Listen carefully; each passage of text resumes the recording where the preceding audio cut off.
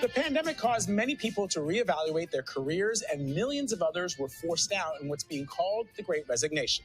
It isn't stopping. New numbers show 4.3 million people quit or changed their jobs in January. That is exactly what happened to former media executive Ron King. He had to say goodbye to his high-powered role. But as our lead national correspondent David Begnaud discovered, in losing his job, he found himself in a very unexpected place, surrounded by donkeys. David, good morning. How about that? Y'all better get ready for this ride. If you've ever been fired or laid off from a job for whatever reason, and you started searching for what was next, what really mattered to you, then this story's for you. Among the coastal hills of Northern California, right in the middle of wine country. My favorite part of my day is my donkey hunt. Ron King has created a donkey sanctuary.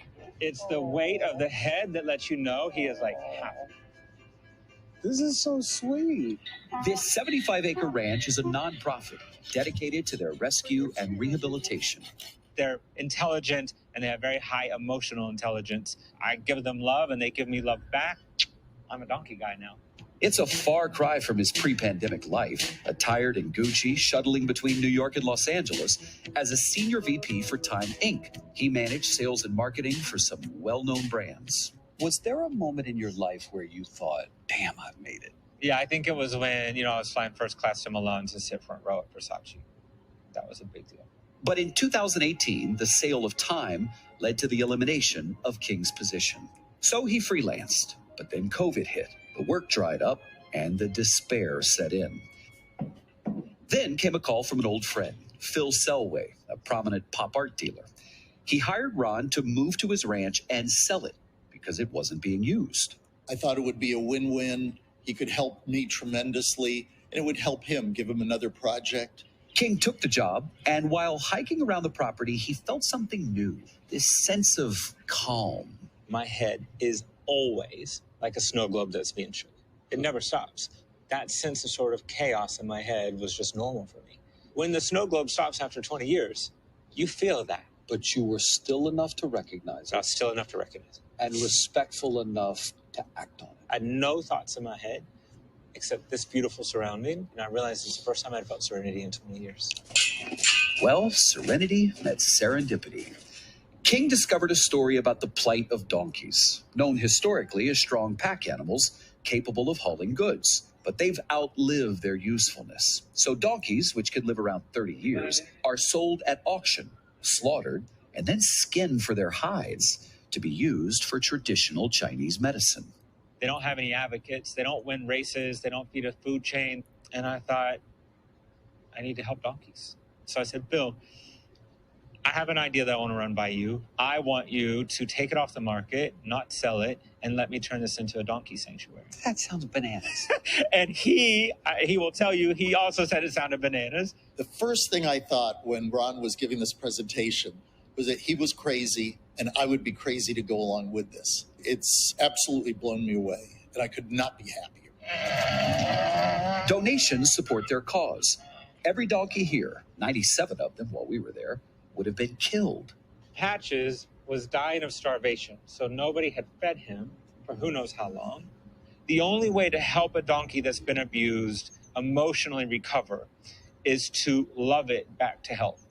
And I had this moment where I realized that there's a difference between things that I enjoy and things that bring me joy. And I was 52 years old when I realized those are two different things. It's a whole different way of living. You will never be this sick again. And in helping donkeys to heal, he may be healing his own invisible scars. King's struggles began at an early age, when this son of a Southern Baptist preacher first realized he was gay. They were young and they were religious and they had a little sissy boy. So that didn't go well. All I really wanted all along was to matter. Come on. By his 20s, he was homeless, addicted to drugs and alcohol. He got sober only after surviving an overdose. Understanding the power of resilience. You wanted to take the donkeys hiking? Yes, sir. Keep these guys fit. King rebuilds the donkey's strength and trust so that they're ready for adoption. So far, he's found forever homes for 30 of them. For a long time, proving that I could be someone or be something motivated me. That part has gone. But I want to matter to the world, to the donkeys, to people. We have so many snuggle sessions. Amber Paz made 2 of his donkeys part of her family. This is my dream come true. I don't think I've ever met anyone who dreamed of a donkey. They're just absolutely precious. For Paz, it was love at first sight. She laid down right next to us. I went, "You're mine." I went into this not knowing how to do all this, but if I can do it, anyone can do it. Run, run! There is no denying the connection that donkeys form with people. You know, changing lives may be a heavy burden for a lot of people, but it is a load that these animals seem to haul with grace. I was pretty accomplished by all those standards, and I found myself with the rug pulled out from under me.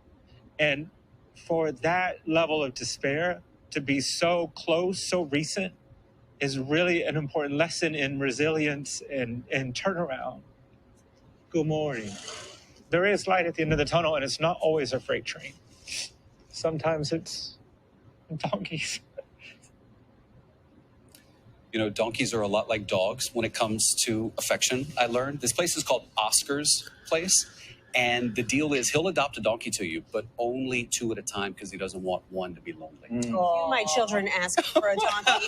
3, 2, 1. Just make some space. I love the moment where he says, I realize there are things that you enjoy and there are things that bring you joy. So I think the question is this morning, and I would say to everybody watching, what is it that brings you joy? Ask yourself that. What is it that brings you joy?